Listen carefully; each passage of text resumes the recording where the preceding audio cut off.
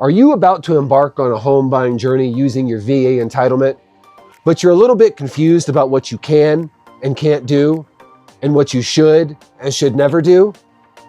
Then let me show you these 7 important numbers that can give you a baseline of knowledge for using your VA loan and its left and right limits. And that way, you can make the best home buying decision for you and your family. Okay, our first number is 0. 0 being the required down payment for a VA loan. Now, some of you are like, yeah, dude, that's like day one. But you would be shocked at how many people that reach out to me that do not know this.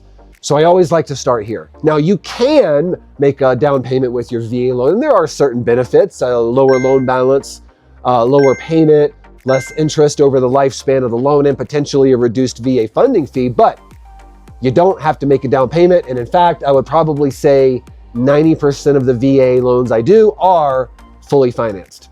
Okay, second number is $806,500.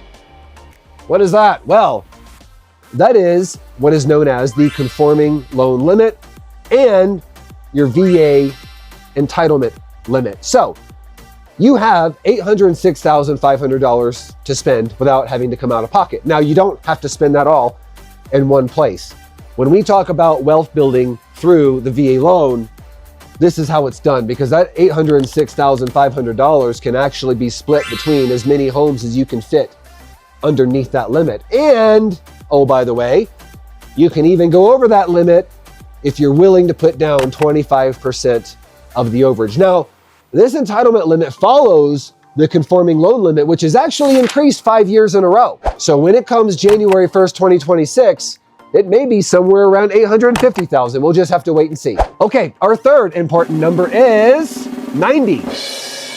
What is this? Well, that is the days of continuous service on active duty that you need to have before you can use your VA loan entitlement. Now, there's a huge asterisk that comes with this number, and that is, technically speaking, the ticker on this 90 days does not start until you complete your initial training. So should be basic and AIT. However, for those of you that are in longer AITs, 3, 4, 5, 6 months, we have had some success in getting a letter from the commander stating that your time there fulfills this obligation, and we've gotten to use your entitlement that way. But technically speaking, it should be 90 days after your initial training or your assignment to an actual unit. Now, if you're out there and you are National Guard, Air Guard, Reserves, there is a completely different calculation for you, and we'll cover that in another video. Our next number is, well, 2 of them, 2.15% and 3.3%. No, those are not the interest rates on the VA loan right now. What that is the funding fee. So the funding fee is a surcharge every time you use the VA loan. Now, in your first usage, it will be 2.15% of the loan amount. Now, whatever that number is actually baked into your loan. So you're purchasing a home for $300,000, you have the 2.15% funding fee. When you look at your loan documents, it's actually going to be like $307,000 and some change. Now, that's the first time. On any subsequent usage, the funding fee goes to 3.3%.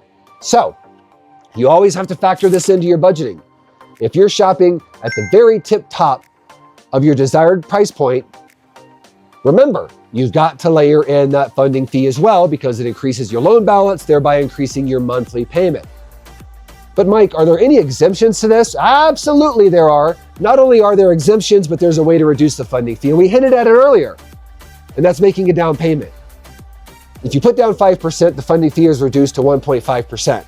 If you put down 10%, the funding fee is reduced to 1.25%. Now, exemptions, there's 2. If you have a Purple Heart or a VA disability rating of above 10%, you are entirely exempted from the VA funding fee. Next number is 500. That is FICO score. So every lender is a little bit different on VA loans and credit score requirements. And that is because the VA itself does not have a credit score requirement, which is why if you go to 3 different lenders and ask them what their minimum is, you may very well get 3 different answers. I know some are at 680, some are at 640, some are at 620, some are at 580. I can go down to 500 on VA. Now, what is more important than just the raw credit score is the last 12 months of credit repayment history. Is it fairly clean?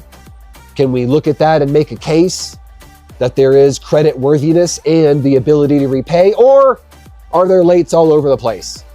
That's where your approval will live and die. So, moral of the story, if you've applied for a VA loan and you were turned down strictly because your credit score did not meet the VA's threshold, reach out to me. We've got multiple loans going right now in the 530 to 570 range. It is absolutely doable. Takes a little extra work. It is case by case, but it is doable. So please, if you've been turned down on your credit score, reach out to me. We'll set up a phone consult. We'll see if I can help you out. Okay, next, number 12.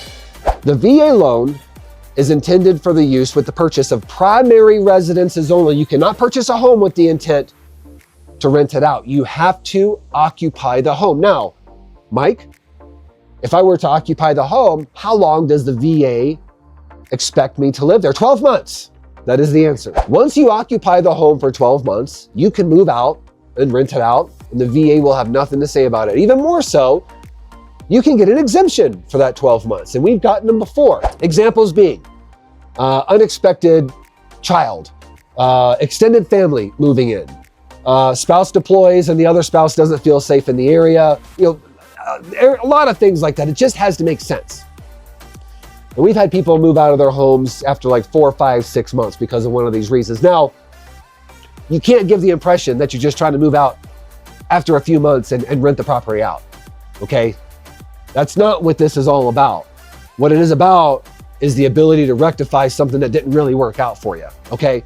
But by the book, 12 months occupancy, and you've met the VA guidelines, and then you can do with that home whatever you wish. Okay, 60. Our next number is 60.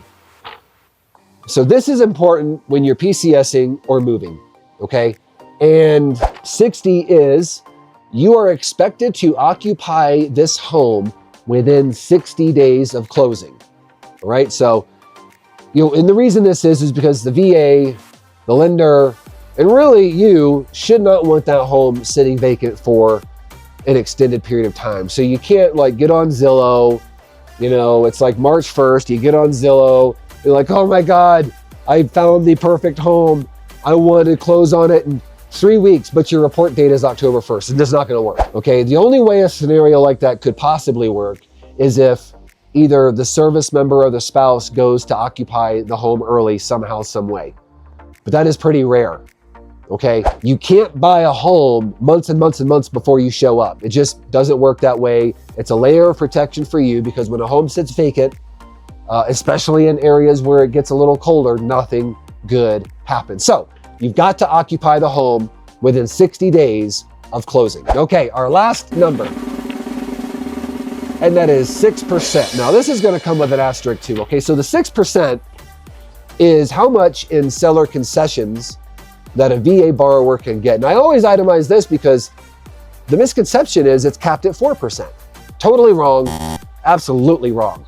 It really just comes down to how you use the money that you get. Now, the asterisk next to the 6% is if you get really creative, you can actually get more than 6% of seller concessions. Again, you have to be extremely strategic in how it's used, but it is possible. Now, if you don't know what seller concessions are, that is money coming out of the seller's net proceeds to you at closing to be used towards a variety of things, including closing costs, prepaids, interest rate buy down, debt payoff, lease termination, cash back. So there's a lot that you can do with this money. So if you are going under contract on a home where the seller is throwing gobs and gobs of money at you, or you're under contract on a new build where they're throwing gobs and gobs of money at you, and your lender's like, well, we can only use 4% of it, fire them. Get them out of there, give me a call. Because we can use a hell of a lot more than that money than just 4%, okay? Have 6% in your mind, and honestly, it's not too often that we see borrowers getting more than that, but there are cases, okay? So understand that you can get as much seller money as you can, and it's your lender's job to find the best way to move it. So that was the 7, not most important, but 7 need to know numbers in regards to your VA loan. Hopefully this helps establish at least a baseline of knowledge. If you have any questions on these numbers or anything else with the VA loan, please reach out. We will set up a phone consult. We will talk it through. I'll make sure that you are armed with the knowledge to make the best home buying decision for both you and your family. If you like this video, please check out my other content right here.